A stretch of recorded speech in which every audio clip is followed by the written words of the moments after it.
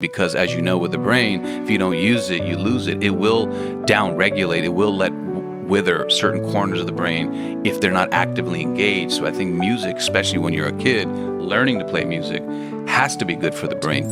If you can, I like to read something completely unfamiliar. I've got a stack of old magazines. I just flip through, just new content for your mind.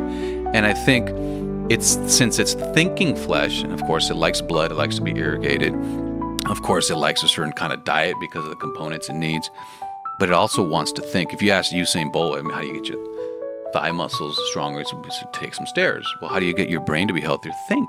And everybody's next level of thought and challenge is individual. We don't all have to do the same puzzles. We don't all have to have the same career, but get out of your comfort zone, if you will, just with the thoughts. So flip through something different on your phone. Read something different on your phone. Develop a new habit. I think that's important. Yeah. And that's incredible. You said learn new things. Yeah. How important can learning a new language be?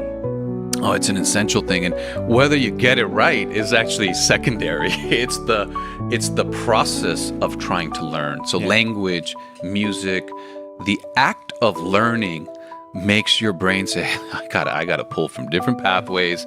I gotta get to different corners of my mind. It's actually an energy consuming activity, and that's what engages the greatest corners and recesses of your mind, is to learn new things, particularly music, particularly languages, social interactions. We know these things. And now I'm just trying to give you a biological basis that brain's efficient if it wants to fall into its rut. And breaking the rut in a constructive way is going to be good for your brain globally, as your mind, thoughts and emotions, as well as the flesh. That's one strong way to stave off dementia. Yeah, and that's very powerful, keeping your brain active, trying new things. And I think what you said was super empowering. It's not about whether you can actually master that language. It's not about whether you master playing the piano.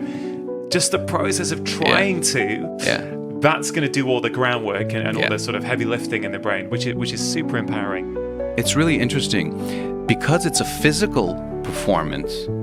If you're learning to play music, I think I want to pivot from listening to music to learning to play music. That seems to be the thing that leads to the most left-right, right-left connections and electrical currents passing through the corpus callosum. Your brain's like a walnut. There's a bridge in the middle. And music, hearing it, playing it, thinking about it, using your fingers to control it, seems to pull from the most corners of our mind. And I can't imagine that not being good for you.